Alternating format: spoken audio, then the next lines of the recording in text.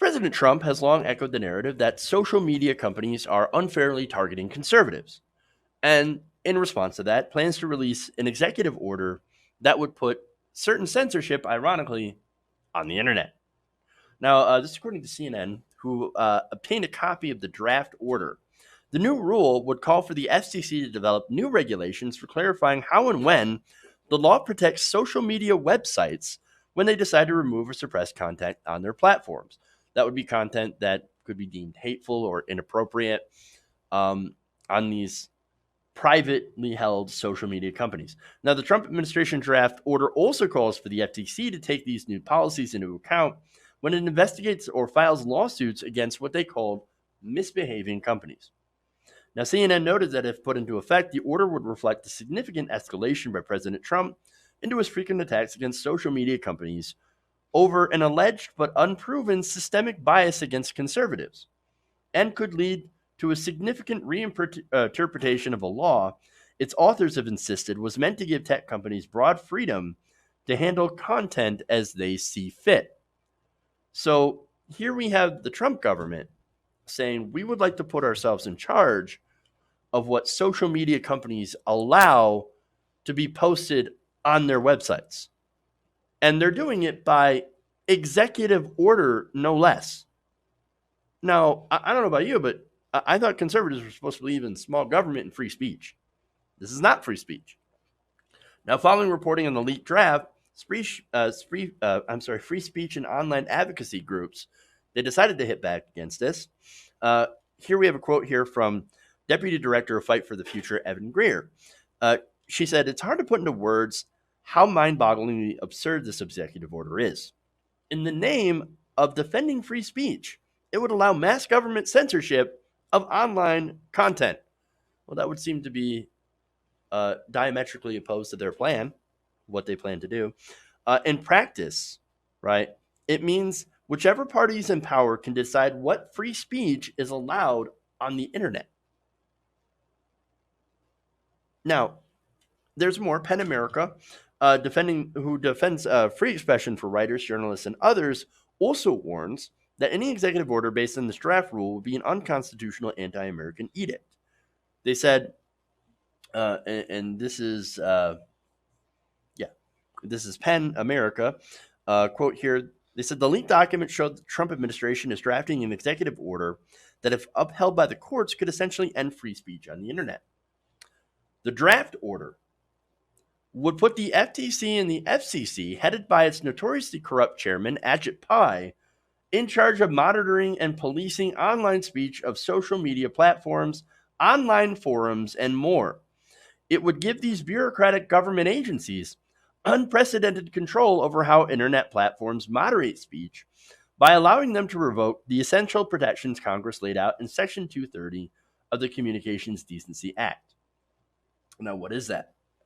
The CDA 230 is the basic law that makes it possible for online platforms to let users post content.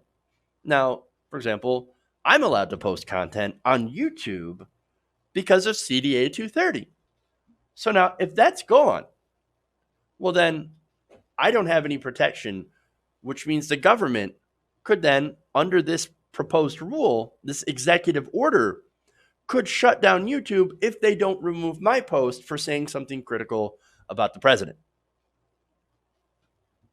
Every meme, they said, every social media post, every blog and user-created video on the internet has been made possible by this crucial free speech protection. If the government doesn't like the way a private company is moderating content, they can shut down their website. Now, that would, of course, be incredibly disastrous, not just for the left. And I'm not speaking, this isn't political, right? Even though, of course, it's the Trump administration. And the reason the Trump administration is proposing this rule, of course, is because of this so-called alleged bias against conservatives. But what's going to happen here is that, again, both right and left-wing websites, this is going to get abused, and they're going to get shut down. And they're going to get shut down. And look, even if you're against if you're on the right wing, you're against the establishment, right? The right wing establishment, Republicans could go, you know what? We don't like what you're saying. We love our corruption, and you're calling it out. And if it's one thing Republicans, Democrats, progressives, conservatives can get together on, it's the fact that we hate corruption. We hate corruption in our government. We hate when people take money and bribes. And so, and I'm talking the voters here, not the politicians who accept those bribes. Oh, they love the corruption. But I'm talking about the voters, right? If one of them on the right decides to take a shot at a corrupt politician, not in a literal sense, but like make a video that's criticizing this right wing individual, this politician, or even a Democratic politician for taking bribes and from big corporations or whatever, special interest groups, George Soros, right? Well, guess what? That could get shut down under this proposed rule. I mean, you don't think that will happen? Of course it would. They would love nothing more, and I'm talking the establishment here, than to go back when there was nothing more than corporate media that would tell you the establishment line. YouTube, Facebook, Twitter, we would all be affected, right? Not just that, but any online forum for any news agency as well. This would end up being a complete dystopian anti-free speech nightmare. And while the Trump administration has tried to argue that the new order is just a tool to keep web platforms from censoring online speech, it ironically, according to Fight for the Future, says this plan would create terrifying new censorship powers for the government to do just that. So now here's the thing, right? This is based on a false premise. There is no bias against conservatives on social media. But I know Republicans be like, but we get banned from Twitter. I mean, look at this person that got banned from Twitter. Yeah, you look at one person on the right, there's another person on the left that also gets hit and banned from social media. They get shut down for different reasons. In fact, on some, on YouTube, conspiracy videos and things like that continue to drive tons and tons of views.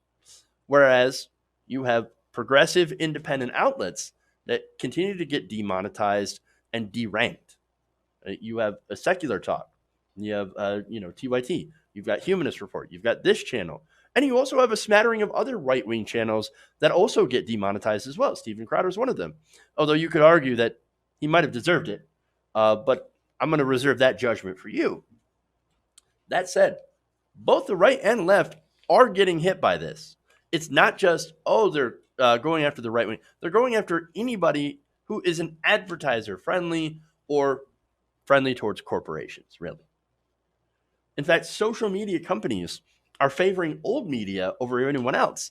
That includes CNN, MSNBC, and Fox News. In fact, when YouTube went after these conspiracy videos, which were, again, mainly came from right-wing sources, the algorithm took views recommendations away from these conspiracy channels, and they funneled them right into Fox News. I mean, that I would understand if maybe thinking, there might be some sort of bias in recommendations away from the right wing, if they were to take people who watch, right-wing conspiracy videos and point them towards like our channel, for example, right? Where we're definitely not conspiracy or conservative. But instead, no, they get railroaded and pointed towards Fox News. How's that conservative bias? No, what there is that there is an old establishment media bias. There's a bias against independent creators. We've had problems with demonetization for quite some time. It's actually gotten worse as of late. Now imagine putting more power into the hands of Trump and Ajit Pai. The power to be able to shut down websites for content that the government disagrees with. No. That is a horrible idea. It is horrible. Not that there isn't problems with YouTube right now, as I've pointed out plenty of times. But this makes it that much worse. It would make it that it basically would destroy the very things that made the internet both wonderful and great. Hey guys, hopefully you enjoyed that free video. Now I'm going to have to ask you a favor. Between the demonetization and the YouTube algorithm messing around with view counts, etc., we're having a hard time adjusting to the new YouTube reality, which is where you guys come in. See, we have a Patreon, patreon.com/TYTNation, set up to help us rely on you guys, the viewers, instead of big corporate ads. Look, you know the show. You know how I'm not in favor of big corporations anyway. So help us transition away from relying on the ad model to pay the bills and sign up to be a patron, patreon.com/TYTNation. That goes a long way to help us keep the lights on. And you guys will know that you're supporting independent progressive media.